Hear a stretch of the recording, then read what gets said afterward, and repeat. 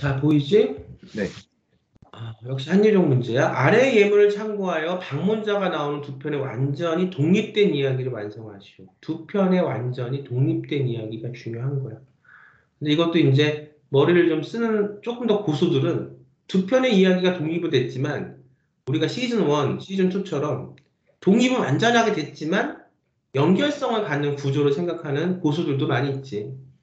방문자는 인간 혹은 동물처럼 생명이 있고 구체적 형상을 가져야 한다. 눈에 보여야 되고 생명이 있다는 것은 감정이 있다는 얘기일 거고 또한 방문자는 사회적 이슈나 문화현상이나 이데올로기, 재난 등을 상징하는 존재여야 한다.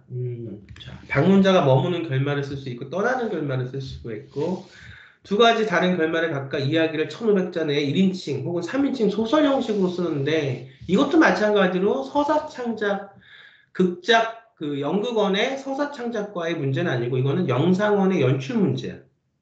내가 이렇게 다른 과의 문제를 갖고 온 이유가 있거든. 네.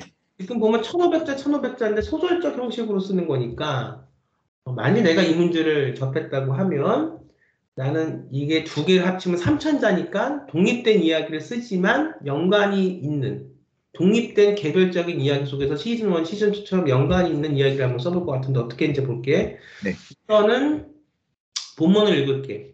천사는 하늘에서 온다. 천사, 엔젤이라는 말은 전령, 메신저를 뜻하는 고대 그리스어 앙겔로스에서 왔다. 천사는 하늘에서 온다는 게 중요하네. 천사는 말을 전하는 메신저다. 미셸 세르는 천사들의 전설을 현대적 신화로 다시 쓰면서 태초에 말씀이 있었다로부터 시작하는 오랜 정치 신학 속에 생략된 존재, 말을 전하는 자를 이 문장 속에 다시 기입한다. 태초에 천사들의 말이 있었다. 말을 전하는 자는 말하는 자와 듣는 자를 연결하는 관계를 만든다. 관계 중요하지. 네. 코로나 19로 공항으로 왔다. 그것은 신의 말도 인간의 말도 아닌 동물의 말이었다. 근데 박쥐의 몸에서 인간으로 왔다는 이 바이러스 천사는 전파력이 아주 강했다. 이게 이제 창의력인데 뭔가 지금 이렇게 신학적인 의미에서 천사 얘기한 것을 어떻게 지금의 상황으로 돌리냐? 코로나로 돌리는 거야. 네. 항상 문학은 소설은 글은 어디에 바탕을 두냐? 현실에 바탕을 둔다. 신학이라는 어떤 상상력을 갖고 오는 이유도 현실 속에서 뭔가를 더 끄집어내서 쓰기 위한 하나의 오브제일 뿐이야. 그래서 이 메신저를 뭘로 봤어? 박쥐 몸에 있는 코로나 세균으로 본 거지. 아무것도 아닌 존재 중에도 가장 아무것도 아닌 그의 말을 전 세계 인류가 그리고 가장 힘센 사람들 듣지 않으면 안 될 만큼 왕관을 쓴 크라운이라는데 이제 왕관을 쓴 천사는 어떤 말을 전해주려고 우리에게 왔는가? 코로나의 메신저. 그는 지금 누구의 말을 전하고 있는가? 전령은 수신자와 발신자를 연결한다. 근데 여기서 알아야 될 게 관계 속에서 발신자가 하는 말을 수신자가 과연 듣길 원하는가? 뭐 이런 것도 생각을 한번 해봐야 돼. 누군가가 오랫동안 발신해 온 신호를 오랫동안 듣지 못한 자들에게 들리지 않던 목소리를 증폭시켜 전달하고 있다. 아니면 누군가는 어떤 메시지를 듣기 위해서 우주를 향해서 엄청난 크기의 안테나를 놓고 있는데 지금 발신자가 말을 제대로 전달이 안 돼. 여기서 이제 얘기를 해도 뭔가 차원이 다르다든가 말하는 단어의 의미가 서로가 다르다든가 뭐 이런 것 때문에 서로가 소통이 안 되는 그래서 큰 그 안테나에 잡히지 않는 뭐 그런 것도 있을 것이고 읽으면서 상상을 이제 계속 해보는 거지. 재난은 앙겔로스의 전원이다. 우리는 지금 그 말이 누구로부터 온 것인지 제대로의 미를 연결하고 해석하고 있는 것일까? 그래서 이제 신학적인 상상력을 갖고 와서 현재 코로나 바이러스와 사회적인 걸 갖고 이제 얘기했어. 여기서 이제 그 방문자에 대해서 얘기를 했을 때 이슈나 문화현상이나 이데올로기, 재난을 상징하는 존재, 또 하나는 동물처럼 생명이 있고 구체적인 형상을 가져야 된다. 방문자 는 재난의 해석학. 하벨른의 쥐잡이가 돌아왔다. 코로나는 이름을 가진 정체모를 바이러스가 처음 유행하기 시작했을 때 나는 어렸을 때 읽은 하멜의 피리 부는 사나이. 우리가 피리 부는 사나이는 다 한 번쯤 읽어봤지? 예. 이야기 떠올렸다. 이야기는 1284년 6월 26일 요한과 바울의 날의 독립배죠. 강번의 하멜른 시에서 130명의 어린이들이 실종된 실제 사건을 원형 모티브로 하고 있다. 시대와 장소를 달리하여 이 이야기는 각기 다른 관객에게 관점에서 각색되고 해석되었다. 하별론의 쥐떼는 패스트를 거쳐 박쥐로 왔다. 쥐떼가 재난이 되었던 한 마을에서 일어난 이야기는 지금 우리의 시간과 장소에서 그대로 재현되고 있는 듯했다. 1284년의 어떤 그것이 공간과 시간을 여행해서 지금은 언제야? 2022년에 어떤 네. 그런 걸 왔지. 거의 뭐 1000년? 뭐 이렇게. 그러니까 원형은 항상 사람 사는 거는 과거나 현재나 크게 다르지 않기 때문에 사람이 찾는 보편적인 가치도 크게 달라지진 않았어. 다만 시대가 변하면서 과학이 변하고 트렌드가 변하면서 그 안에서 우리가 끄집어내서 다시 각색하고 해석할 수 있는 오브제들이 많이 바뀌었다는 거지. 물건이나 트렌드나 문화나 사회 현상이나 그런 걸 우리가 작가가 잘 캐치해야 돼. 그건 센스지. 그 다음에 그토록 수없이 신호를 보내왔음에도 자연의 섭리를 거역하며 지구를 파괴온 대해 반성도 하지 않고 죗값도 치지 않고 살아온 인간에게 대한 신의 복수 또는 자연의 복수라고 하별론의 진안이 지배자에 대한 경고하는 민중의 해석으로 민중을 가리키는 지배자들의 해석으로 전유되었듯이 현재 코로나 담론도 일종의 사건의 해석학으로 재난에 대한 다양한 해석을 내놓고 있다. 이 사건의 텍스트는 지금 우리가 겪고 있는 이 일을 어떻게 해석해야 할지에 대한 물음을 던진다. 우리가 아주 오래전에는 노아의 방주가 있었지. 그러면 우리가 그 노아라는 하나의 그 사람도 뭐야? 창세기에서 말하는 그 노아도 하나의 메신저였다. 이 사건의 텍스트는 지금 우리가 겪고 있는 이 일을 어떻게 해석해야 할지에 대한 물음을 던지고 중요한 해석이야. 이 물음에 대해서 각자의 위치와 관점에서 내놓은 응답들은 서로 경합하면서 그 과정에서 설득력을 얻은 지배적 해석은 이후에 경로를 만들어갈 것이다. 우리가 뭔가가 지금 닥쳤어. 여기서 가장 중요한 우리의 자세는 그래서 거기에 대해서 무응답, 어떤 발신자가 발신한 걸 수신자가 들었는데 그래서 어쩌라고가 아니라 그럼 이 어떤 의미가 우리 사회에 어떤 의미가 있는가를 항상 해석하고 찾는 것이 작가의 몫이고 그 작가뿐만이 아니라 우리들이 할 일이지. 그 시대를 살아가는 사람들이 그런 점에서 재난 해석하는 사회적 사건을 정치적으로 해석하는 의미의 경험으로서 중요한 담론의 장을 형성한다. 경제 위기가 이렇게 재난이 왔어. 재난으로서만 끝난 게 아니라 경제 위기가 왔어. 재난을 해석하는 중심 열쇠가 되면 다음 담론의 경로는 위기 탈출과 경제 회복으로 집중된다. 그래서 우리가 수신자가 발신자가 했던 전염병, 패스트, 코로나 우리 수신자가 해야 될 것은 뭐야? 경제 위기를 극복하는 것으로 이렇게 연결을 시키는 거야.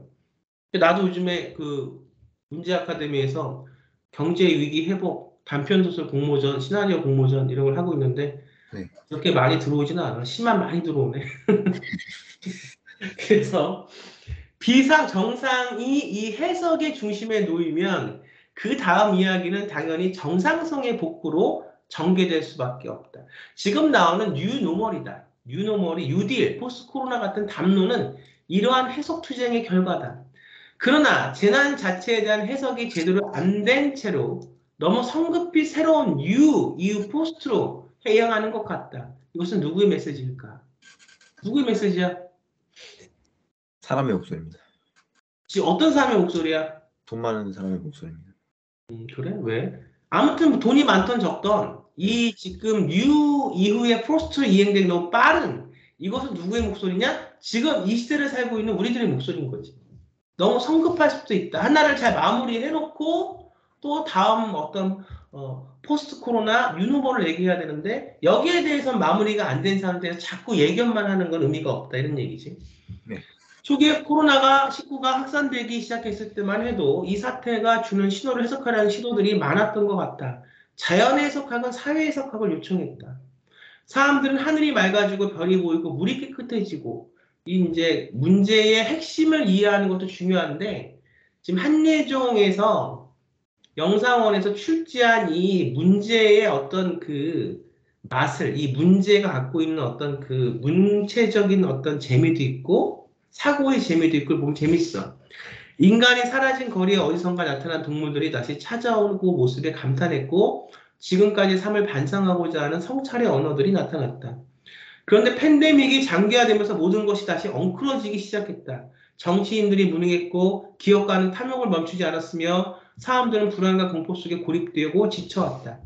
자연의 귀환에 대한 한대의 문법은 정복이고 이겨내고 승리하자는 적대의 문법으로 바뀌기 시작했다.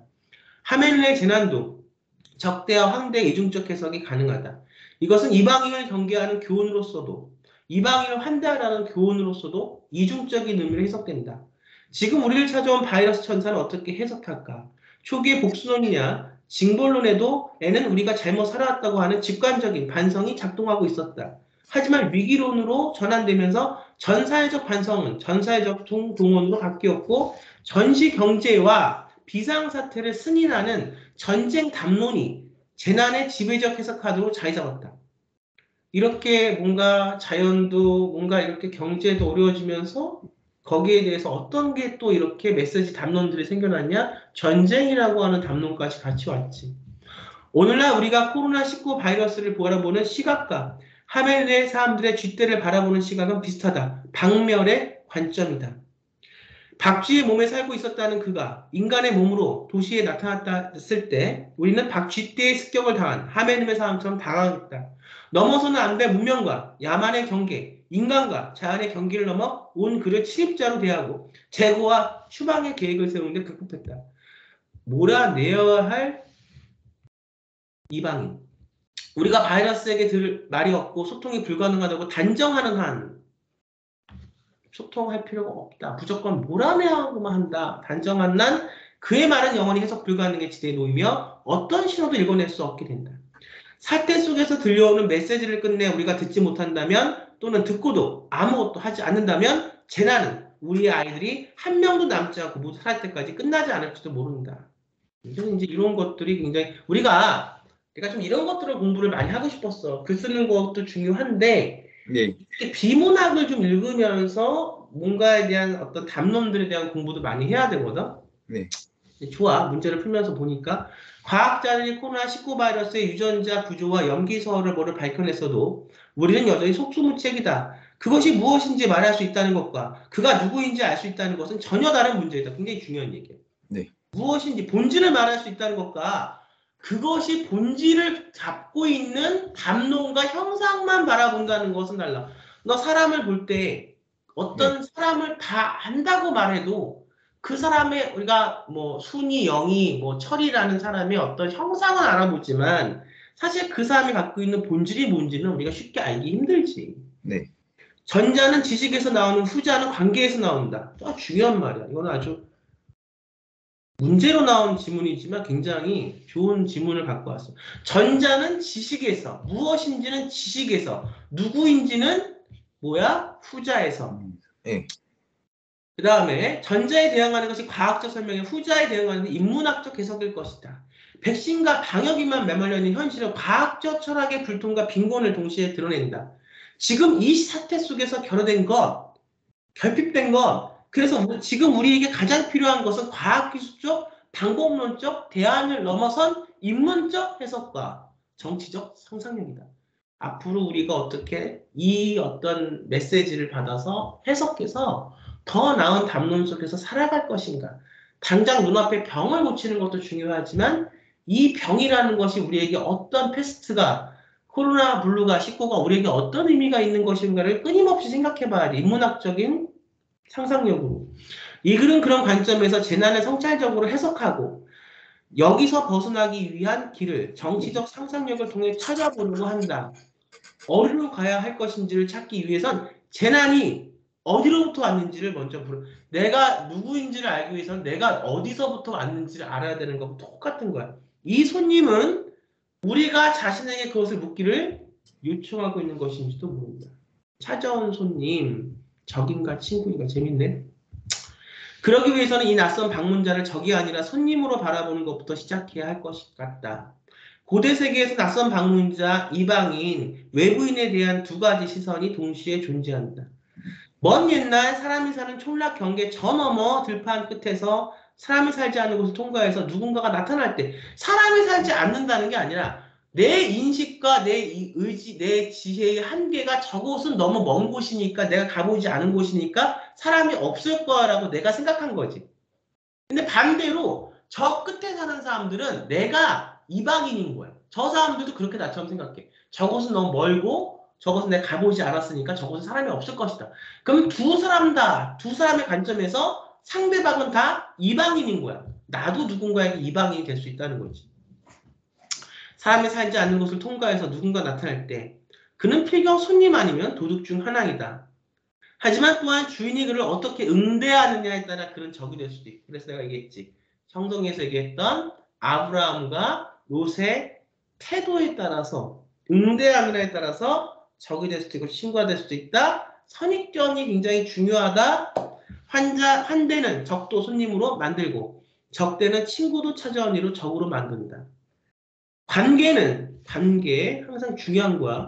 상호 관계 맺음 속에서 발생하는 것이다. 환대는 이방인을 손님으로 대하고 친구로서 관계 맺는 방식이야. 환대는 방식이다. 그래서 내가 최선을 다해서 어떤 걸 해서 환대하느냐 아니면 대충 나만의 방식으로 말은 환대지만 저 사람이 생각했을 때 그것은 환대가 아니고 나를 멸시하는 것처럼 느끼느냐. 그러니까 성경적인 텍스트에서 다 나온 거지. 오늘 나를 찾아온 이를 보살펴 줄 때 다음엔 내가 낯선 곳에서 어떤 모르는 이의 도움을 그와 같이 받게 될 것이라고 믿음의 약속이다. 믿음의 약속이라는 것은 뭐냐? 항상 지켜야 되는 거야. 내가 뭔가를 약속했다는 것은 지켜야 되는 거지. 어려움에 처한 존재를 도와주면 언젠가 은혜를 돌려받을 것이다. 반대로 외면하면 너 또한 그렇게 될 것이라는 이야기는 민중세계를 지탱하는 공론의 규칙인 상호부조의 원리를 오래전서에 가르쳐왔다. 오늘 우리를 찾아온 손님은 적인가 친구인가? 우리는 그를 어떻게 대하고 있는가? 어떻게 관계를 맺고 있는가? 코로나 하나를 갖고도 수많은 사유와 지식과 경험을 통해서 이런 글들을 쓸 수 있는 거야. 바이러스는 같은 단독적 실체가 아니라 관계 속에서만 드러나는 존재다. 그를 알려면 그것이 무엇인가를 묻는 에고에 해석해. 에고가 뭐야? 자아입니다. 자아. 우리가 이 자아가 실제 내가 정확하게 나의 달란트로서 부여받은 자아인가? 아니면 이 자아 또한 내 거가 아니라 누구로부터 만들어진 외부로부터 온 자아인가? 생각해 봐야 돼. 해석학은 우리가 어떤 관계를 구성하는 존재인가라는 에코의 해석학으로 전환되어야 한다. 이번에는 박쥐에서 인간으로 바이러스가 맺는 관계의 이양이 우리라는 함께 존재를 드러냈다. 그는 우리와 몸이라는 집을 공유하고며 박쥐와 인간을 연결하고 박쥐 인간의 몸을 재구성한다. 다르게 보면 이것은 침범이 아니라 관계 확장을 의미한다. 천사는 박쥐와도 함께 살고 인간과도 함께 살았다고 말한다. 박쥐가 살지 못하는 집은 인간도 살 수 없는 집일 것이다. 우리는 박쥐만 탓할 게 아니라 자연과 인간이 공생하는 방법에 대해서도 생각해 봐야 된다. 이것은 박쥐와 인간의 관계가 함께 살아야 할 존재로서 다시 관계 맺음이 요청된다는 것을 의미한다. 이러한 관계의 재구성은 자연과 인간, 비인간, 동물과 인간 사이의 공통세계의 재구성이기도 하다. 세계의 재구성은 다시 사회의 재구성을 요구할 수밖에 없다. 지금 코로나19는 박쥐와 함께 살 수 있는 세계를 요청한다. 그러니까 그것은 복수가 아니라 함께 살자는 메시지를 담은 절박한 공존의 요구다. 누가 절박하게 우리한테 보냈을까? 자연이 보냈다. 박쥐도 자연이지. 네. 근데 사실은 언젠가 우리는 곧 있어서 자연에게, 박쥐에게 우리가 같이 살자는 절박한 메시지를 우리가 아마 보낼 거야. 인도의 생태주의 페미니스트 반다나 시바는 바이러스와의 전쟁이라는 비유에 대해 우려를 표한다. 인류가 생명의 그물망에 대항하여 전쟁을 선포한다면 이는 스스로에게 전쟁을 선포하는 것이고 타자를, 자연을, 동물을 타자라만 보지 말고 그 타자 안에 우리의 모습이 있어야 되는 거야. 그래서 그것을 전쟁으로서만 비유하면 안 된다. 그래서 선포하는 것이고 그 순간 생명망으로부터 분리할 수밖에 없기 때문에 그것은 결국 힘센 인간들이 나머지 인류를 향해 선포한 전쟁이 될 것이다.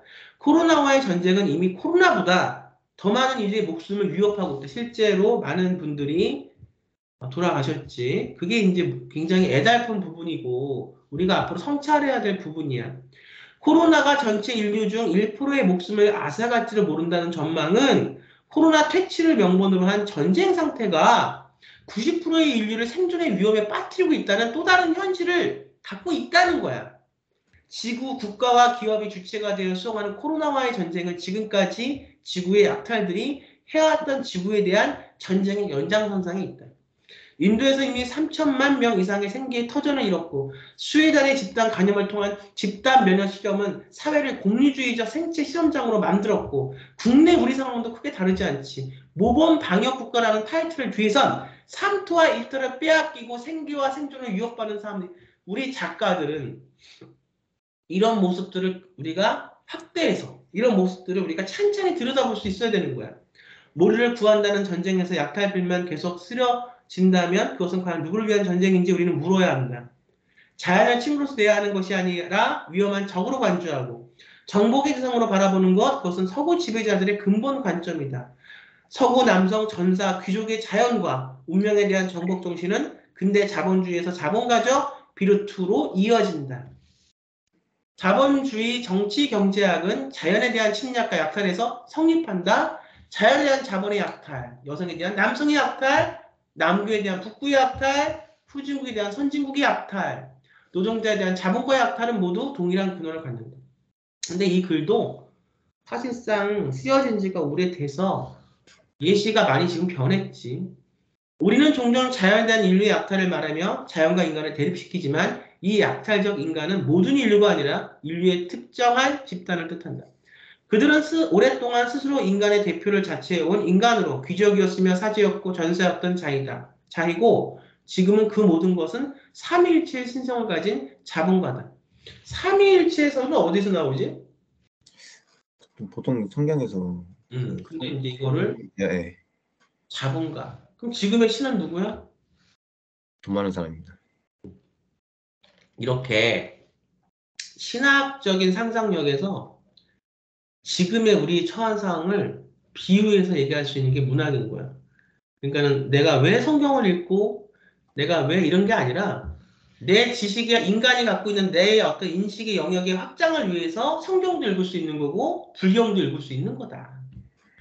신자유주의는 이 침략하고 정복하고 승리하는 기업가형 인간을 모든 인간의 보편적 전형으로 만들었다. 그런 리스크가 높을수록 수익률이 높다는 해지펀지의 정신을 가지고 위험을 감내하며 블루오션으로 뛰어든다. 코로나19는 그들에게 또 다른 블루오션으로 해석될 것이다. 군소산업이 전쟁을 통해 성장하였듯 코로나 수혜주와 관련 산업도 전쟁 특수를 안겨주고 있다. 누군가는 코로나 때도 엄청나게 돈을 네. 벌어들였고 발전했고 또 누군가는 코로나 때 엄청나게 힘들어서 생존의 위협까지 받고 있고 실제 생존의 위협을 받았지. 유통기업 아마존의 물류센터 노동자들이 물류 전쟁을 수행하느라 800명씩 집단감에 쓰러질 때 최고 경영자 제프 베조스의 재산은 30조 원이 넘게.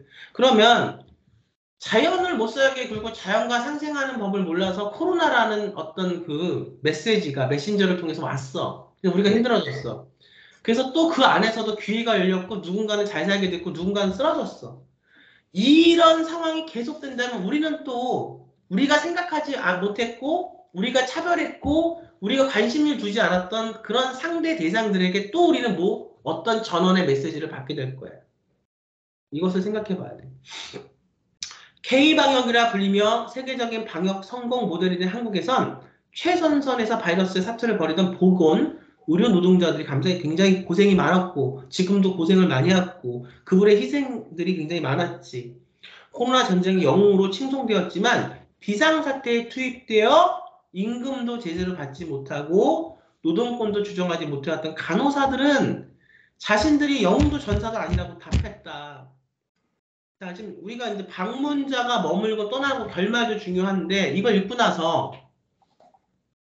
우리는 진정으로 뭘 보지 못하고 있는 것 같아. 그 어떤 사건의 본질을 잘 모르고 있는 것 같습니다. 맞아. 진짜 사건의 본질은 뭐야?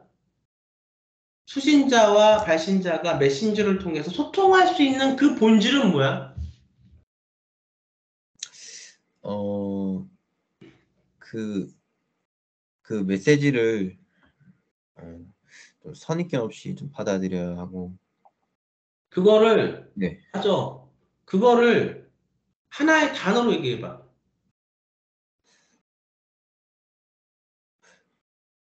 소통을.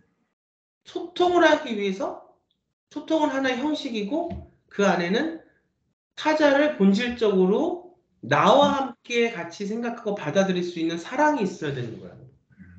이게 본질이야. 그러니까 성경이 갖고 있는 게 아무리 우리가 봐봐. 정말 전 세계적으로 유명한 척하게 글을 읽어도 결국은 그 안에서 그들이 찾고 있는 건 뭐냐? 예수가 말한 사랑이라고. 그걸 한계를 못 뛰어넘는다니까. 너무 재밌고 아무튼 우리가 이제 여태까지 뭐 한예종을 가기 위해서 성경을 읽은 건 절대 아니야. 내가 뭐 널 처음 보자마자 윤서를 한예종에 보내야지. 뭐 성경 그게 아니지. 예, 근데 봐봐. 사람이 하는 이 인문학이나 그들이 생각하는 예술 안에는 다 이런 부분들이 다 포함이 돼 있는 거지. 예. 자, 읽어보죠, 윤서. 첫 번째, 방문자가 머무는 결말. 점심시간이 지나면 나른한 오후가 펼쳐진다. 급식실에서 배불리 채운 배는 운동장에서 뛰놀거나 교실에서 친구와 장난을 치다 보면 적당히 꺼진다. 그리고 5교시가 되면 아이들은 자꾸 무거워지는 눈꺼풀을 견디지 못하고 꾸벅꾸벅 자배든다. 여기 A 중학교는 오후의 여유가 잔뜩 묻어나는 곳이었다. 선생님들은 그렇다고 학생들을 미워하진 않았다. 중학생이야 뭐 고등학교 들어가기 전에 아직 놀 때지 하며 애정어린 시선으로 그들을 바라봤던 것이다. 느긋하던 A 중학교의 소동이인다. 바로 돈 많고 과학고등학교와 의대를 목표로 한 학생이 전학을 온다. 5대5로 멀끔히 가른 머리와 두꺼운 안경을 착용한 모습에 아이들은 약간 위축된다. 전학 온 날의 점심시간, 아이들은 여느 때처럼 소란스럽게 운동장에 모여있고 교실에서 수다가 한창이다. 몇몇 아이들은 전학생에게 관심을 보이지만 그는 아이들에게 관심이 없다. 그는 오로지 선생의 관심을 바랄 뿐이었다. 교내의 대회들에 모두 나가며 상을 타자 선생님들의 관심이 차츰 그에게로 몰리기 시작한다. 음, 교감은 여태껏 우리 중학교에서 과거를 보낸 적이 없었다며 전학생을 위해 공부를 위한 학급 분위기를 조성하라며 그 반의 분위기를 조성하라 지시한다. 수요일은 다 먹는 날이라며 맛있는 점심을 먹고 온 아이들은 평소보다 힘껏 들떠있다. 아이들은 마치 참새처럼 제잘거리고 몇몇은 교실에서 잡기놀이를 하며 열심히 뛰어다닌다. 그때 선생이 갑작스레 들어온다. 그리고 지금껏 본 적 없는 굳은 표정으로 아이들에게 일갈한다. 놀 거면 나가서 놀아. 공부하는데 방해하지 말고. 아이들은 전학생을 노려본다. 몇몇은 신경질적으로 발을 나선다. 하지만 전학생은 안 한 거 낫고 반이 조용해졌다는 점과 선생님의 관심을 차지했다는 것에 흡축해한다. 선생님의 관심은 오직 이 아이였다. 그리고 그 정도는 아이의 성적과 교우의 수상이었다. 그가 있는 반의 아이들은 불균등한 선생님의 관심을 필요로 했고 다른 반 아이들은 비교를 당해야만 했다. 결국 아이들은 성적을 수단으로 부족한 선생님의 관심을 채우려 했다. 하지만 이미 8할은 그 학생에게로 가 있었고 남은 2할을 두고 반의 나머지 29명이 혈투를 벌여야만 했다. 그가 있는 반은 수업 시간에도 쉬는 시간에도 점심시간에도 항상 침묵이 감돌았다. 이제 수다 떠는 학생은 없었고 장난치는 학생도 없었다. 그에게서 친구는 이제 성적으로 이겨야만 한 대상에 불과했다. 그 침묵은 차츰 몇 반으로 번져나간다. 그 반은 조용하고 성적도 좋은데 너네 반은 왜 그러니? 대학 안 갈 거야? 선생의 높고 날카로운 목소리가 학생들의 여유를 잘라낸다. 공부를 못하면 대학에 못 가면 쓸모없는 인간이라며 선생은 아이들에게 자꾸 주입한다. 아이들은 균등하게 관심을 얻을 수 있음에도 더 많이 차지하기 위해 너나 할 것 없이 입을 다물고 교과서를 펼쳤다. 이제 점심시간이면 복도도 운동장도 고용했다. 아이들의 제잘되는 소리, 뛰노는 소리는 더 이상 들리지 않았다. 그래서 방문자가 전학생인데 네, 머물었어. 자, 다시 보자. 두 편에 완전히 독립된 이야기를 써야 되고 방문자 혹은 인간 또는 동물처럼 생명이 구체적인 형상을 가져야 된다. 방문자는 사회적 이슈나 문화 형상, 이데올로기 재난. 자, 우선은 내가 떠나는 결말은 읽어보지 않았는데 방문자가 머무는 결말만 갖고 여기서 지금 한예종에서 지금 조건을 냈는데 이런 걸 해야 된다. 여기에 본인이 쓴 어떤 것이 좀 잘 부합이 되는지 한번 얘기해 볼까? 우선은 일단 선생님의 관심이라는 것이 우리가 관계 속에서 만들어진 행복이라고 설정을 했고, 그 다음에 그 행복을 얻기 위한 수단으로서의 성적은 돈이라고 생각을 했고, 그 다음에 이제 특별히 공부를 잘하는 학생은 어, 이러한 돈 같은 거를 과독점하는 그런 존재라고 했다는 얘기였습니다. 음. 그래서 한정된 자원을 어떠한 존재가 과독점을 하다 보니까 그 적은 대상들을 가지고 그 다수의 사람들이 이것을 얻기 위해 경쟁을 하면서 경쟁은 더 치열해지고 그 서로가 이제 미워가지고 그 좀 반목 현상이 일어나는 그런 것을 좀 담고 싶었습니다. 만일 네. 지금 한예종 선화창작 같은 뭐 학부과정이지 대학원 전문사인데 한예종 그나마 서울예대도 뭐 그렇긴 한데 조금 현역보다는 조금 군대 갔다 온 학생들 뭐 나이가 좀 있는 학생들이 오긴 해. 그래도 우리는 항상 만일 내가 현역하고 붙었으면 어떨까라는 생각을 좀 해봐야 돼. 어차피 여기 학부 과정이기 때문에 이제 전문사 과정 같은 경우는 뭐 보통 한 20대 중후반에서 많게는 30대 초반까지도 오는데 왜냐면 이제 글을 쓰고 싶은 거니까 뭐 글 쓰는데 나이가 필요한가. 그렇지만 이제 보면은 우리가 이제 그 현역들하고 붙었을 때 학부 과정에서 지금 잘 썼는데 조금 더 한 발자국 나간다면 아까도 이제 저번 강에서도 맥락이 같을 수 있는데 우선은 지금 학교 안에서 돌아가는 이야기를 썼어. 이게 나쁘다는 게 아니라 근데 과연 내가 조금 더 고등학교를 막 졸업한 학생들보다 나는 그래도 군대 뭐 여러 가지 어떤 경험들이 좀 있는데 내가 말하고자 하는 이 본질을 과연 학교 안으로 집어넣어서 써야 했을까는 좀 생각을 해볼 수 있는 부분이야.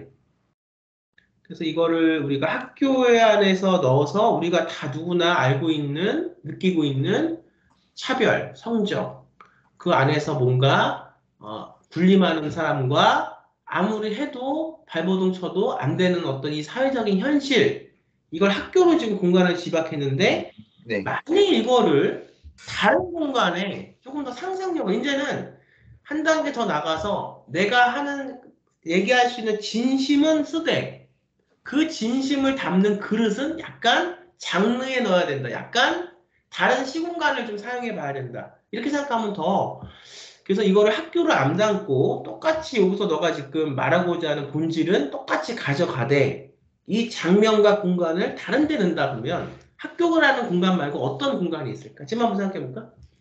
학교 말고 회사도 될 수 있을 것 같습니다. 꼭 내가 사회생활을 했다 그래서 회사 조금 더 상상해 보자. 회사 네. 말고 조금 더 독특하고 조금 더 이렇게 나와야 돼. 아, 똑같은 걸 써도 똑같은 주제를 갖고 똑같은 본질을 써도 아, 요거는 조금 독창적이네. 요런 거는 조금 희한하네. 근데 그런 어떤 그 하나의 포인트가 공간과 시간에 따라서 많이 달라지거든.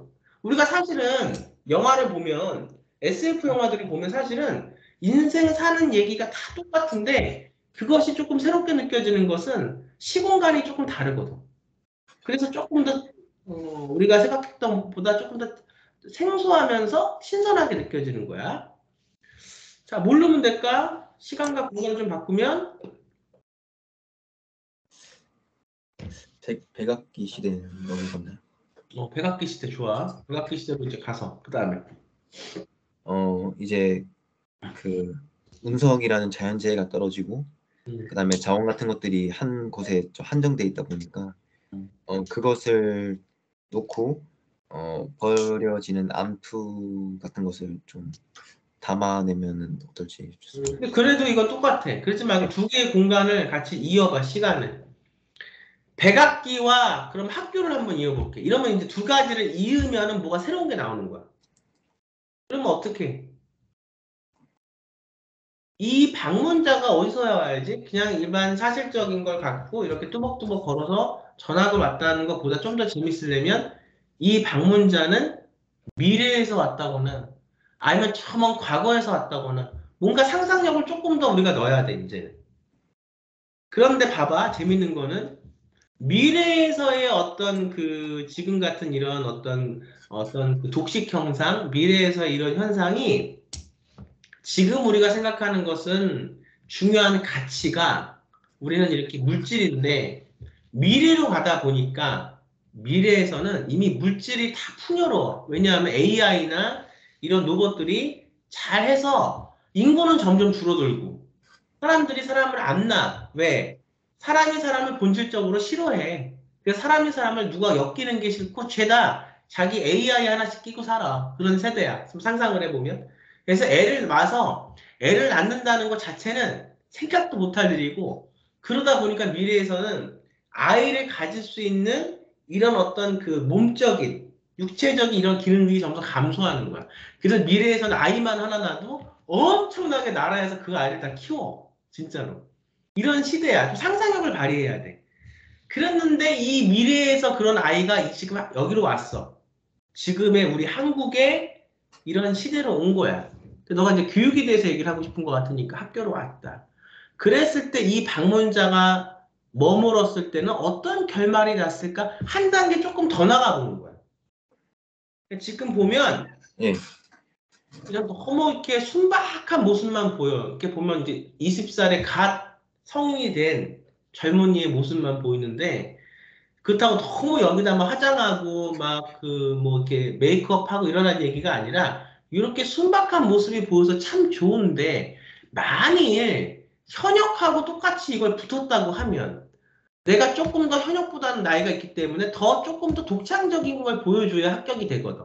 네. 그랬을 때 한 단계만 더 나가서 이제 내가 갖고 있는 진심과 플러스 거기에 상상이라는 걸 넣어서 이야기를 조금 더 재밌게 쓴다면 어떻겠냐 이런 생각이 드는 거지. 음, 그런 게 조금 필요할 것 같아. 조금 아직 시험 볼 때까지 한 며칠 남았으니까 내가 오늘도 수업하고 시험 보기 전에 한 번 더 수업을 할 거거든. 네. 오늘도 이제 거기에 대해서 조금 말을 할 수 있는 단계인 것 같고, 그 다음 이번에는 그러면 방문자가 떠나는 결말을 한번 읽어볼게. 바다같이 넓은 강엔 윤술이 일렁이고 가나안의 땅처럼 푸른 땅과 들은 적과 꿀처럼 윤택하게 펼쳐진 곳에 A 왕국이 있었다. 왕국은 간헐적으로 발생하는 가뭄을 대비해 강의 상류에다 댐을 지어 물을 가뒀다. 아래에 흐르는 물은 줄어들었지만 일정량의 물을 보관할 수 있었다. 어느 날 너절한 차림의 노파 한 명이 왕궁에 문을 두들겼다.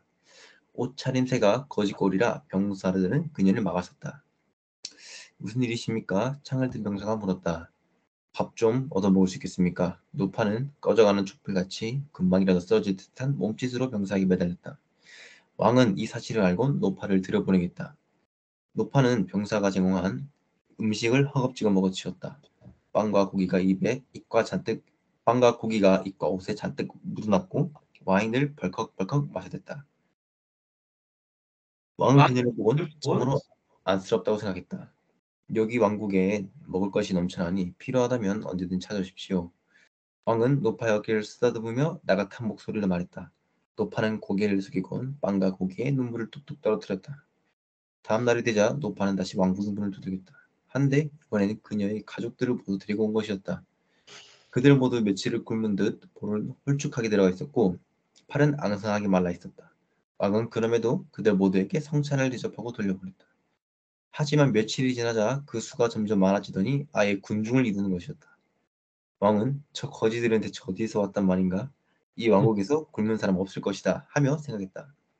그는 인파 속 젊은 청년 한 명만 왕궁으로 들여보냈다. 그리곤 저 많은 수의 거지들이 어디에서 왔는지를 물었다. 그러자 청년은 눈물을 흘리기 시작했다. 여기 왕국에서 댐을 지어 물을 가두니 아래에 사는 우리들이 마시고 사용할 강이 메말라 버렸습니다. 그렇다고 패권국인 A왕국에 어찌 따를 수 있겠습니까? 그래서 저 많은 사람들이 여기에 구걸을 하러 먼 길을 온 것일 뿐입니다. 왕은 창 너머의 댐을 바라봤다. 가뭄이 한창이라 지평선에 걸쳐진 강의 물줄기는 뱀의 꼬리처럼 가파르게 줄어들었다. A왕국은 물을 가둬 가뭄에도 풍족히 사용할 만큼이었지만 아래의 상황을 생각하니 가슴이 저렸다. 혹시 여기를 처음 방문한 노파께서는 어디 계시오? 왕은 청년에게 물었다. 청년은 고개를 푹 숙이곤 답했다. 먼 길을 걸어오다 이제 돌아가셨습니다. 왕은 깊은 탄식을 뱉었다. 그들이 거지인 걸 모르는 사람은 없었다. 하지만 그들이 왜 여기에 목숨을 걸고 오려 했는지 아는 사람도 없었다. 왕은 댐에 가던 물의 절반 이상을 흘려버렸다. 아래로 물줄기가 비대해진 것을 볼 수 있었다. 하나 그것뿐만이 아니었다. 왕과 사정을 아는 백성과 먼 길을 찾아온 그들의 얼굴에도 미소가 번졌다. 그들은 왕이 마련한 먹을 것들을 챙겨 자신의 땅으로 내려갔다. 이건 어떤 의미로 썼는지 한번 설명을 해볼 수 있을까? 어, 떠나는 결말? 그 특정 집단의 풍족 결국은 이제 강이라는 한정된 자연 자원에서 특정 집단이 이것을 과독점하게 되면은 그 아래 집단에는 결핍을 겪을 수밖에 없고, 그래서 그 결핍이 그 강이라는 이어지는 것들을 통해서 결국 이제 연결된다라고 이렇게 좀 의도를 했습니다. 그런데 조금 우리 독자한테 와닿는 거는 조금 첫 네, 번째 남는 결말보다 못한데 좀 다시 생각해 보면 아까 얘기했던 걸 조금 더 설명을 해보면 미래에서 왔던 아이와 지금의 가치가 완전히 다르단 말이야. 네, 지금은 뭐가 부족하고 너가 이제 이런 어떤 사회적인 것에 대해서 얘기를 하고 싶어 하니까 그 다음에 미래에서 온 아이는 다 풍족해. 근데 얘는 여기 오니까 놀란 게 뭐냐 하면 애들이 있어. 사람이 있어. 그래서 얘가 와서 우리는 경쟁을 하지만 얘는 여기 와서 사람 하나하나가 너무 얘는 그립고 반가운 거야. 그리고 얘는 너무 먹는 것들도 풍족해. 얘는 그냥 과학이 발달됐기 때문에 뭐 하나 이렇게 캡슐 같은 것만 하나 먹으면 금방 배가 부르고 포만감도 들면서 굉장히 다채로운 음식을 먹는 것 같은 게 느껴져. 얘는 여기 와서 이렇게 지금 뭐 성적 때문에 차별받고 우리 현실이지. 학벌 때문에 뭐 우리가 차별받고 또 그 학벌을 따기 위해서 누구는 정말 노력을 열심히 해서 학벌을 따는 거는 그거는 좋지만 그런 노력도 하지 않고 학벌만 따려고 하는 사람들 사실 굉장히 많거든. 내가 이렇게 이 생활을 입학사관관 학생부 종합전형 학원을 내가 거의 이제 17년째 하고 있는데 정말 말도 안 되는 사람들도 내가 굉장히 많이 봤어. 노력을 해야 실력도 느는 거지. 네. 노력은 싹 빼고 결과만 얻으려고 하는 그런 얌체들도 많이 있었는데 자, 그래서 그렇게 가치관이 다른 사회에 미래에 있는 어떤 아이가 하나 왔다. 얘가 여기 머물게 됐어. 그랬을 때 어떤 결말이 나오고 어떤 이야기가 펼쳐질까 한번 얘기해봐. 단계야. 이제 네. 그 가치관이 다른 애가 하나 옴으로써 지금 우리의 가치관은 있고 부딪히던지 합하던지 어떻게 되겠지. 그러면서 뭐가 바뀌겠지. 한번 얘기해봐. 일단 머물 때는. 네, 처음에 아이들은 이 방문객을 좀 적대할 것 같습니다.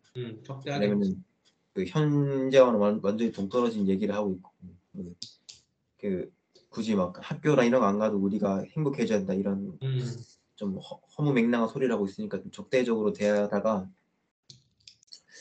그 이 사람이 이제 그 단순히 이것이 그냥 말뿐인 게 아니라 정말 아이들에게 먹을 것도 많이 나눠주고 막 음, 챙겨주고 같이 음. 놀면서 그렇게 즐거운 경험을 쌓으면서 그걸 얘기하니까 아이들도 우리가 정녕 바라는 행복이 대학에 있는 게 아니라 바로 우리 옆에 있는 이런 사람들에게 있는 것이구나 이렇게 깨닫고 어 그렇게 깨닫고 끝날 것 같습니다. 그렇게 되면은 방문자가 머물겠지. 네, 그런데 또 한 바퀴 더 돌려볼게. 한 번 더 뒤집어 볼게. 그런데 애들한테 물질적인 걸 주고 먹을 걸 주고 하는 거는 한계가 있어. 네, 왜냐하면 미래 사회에서는 그것이 별거 아니었지만 이제 얘가 갖고 온 게 다 떨어지는 거야. 그러니까 눈에 보이는 것들이 점점 사라지는 거야. 그러니까 이 아이가 이제 그 미래에서 온 아이가 A라면 B나 C나 여기 원래 살고 있었던 아이들이 이 아이를 이제 어떻게 생각하겠어? 좀 불필요한 뭐 그러니까는 결국 이 A가 여기 와서 자기가 좀 보면서 전하고 싶었던 건 뭐냐면 어차피 미래에 가면 이런 것들은 하나도 문제가 되지 않는데 그리고 인생이라는 것은 굉장히 짧은데 더 중요한 가치가 있다. 근데 너네들은 거기서 그렇게 너희들이 가장 소중하고 행복할 때 그렇게 차별을 받고 선생한테 차별받으면 그것도 선생한테 나를 차별하면 안 된다는 것도 용기 있게 얘기할 수 있는 권리가 있어야 돼요. 근데 그런 것들이 안 되니까 그러면서 이렇게 아이들과 사람이 없는 나라였으니까 아이들과 친하게 지내서 막 줬는데 그러면서 얘가 느꼈어. 아, 뭔가 내가 꿈과 희망을 갖고 사람들한테 진심으로 대하면 사람들도 바뀌는구나라고 이 아이가 미래에서 온 소년 A가 느꼈는데 얘는 그렇다고 생각했어. 소통이 잘 됐다. 근데 주머니에 있던 먹을 것이 물건들이 하나둘씩 떨어지니까 다시 이 아이들의 본능과 본질이 나오기 시작하는 거야. 그래서 너는 왜 이제 나한테 먹을 거 안 줘? 너 말했던 거 거짓말 아니야? 너 정말 미래에서 왔어? 나는 너가 하는 말이 하나도 난 이해가 안 가? 그럼 얘가 느끼는 게 뭐가 느껴? 아, 이게 물질과 자원이 부족해서 사람들은 싸우니까 사람들은 불쌍한 존재다라고 얘가 느꼈던 것이 이제 뭘 또 느끼는 거야? 한 단계 더 까볼게.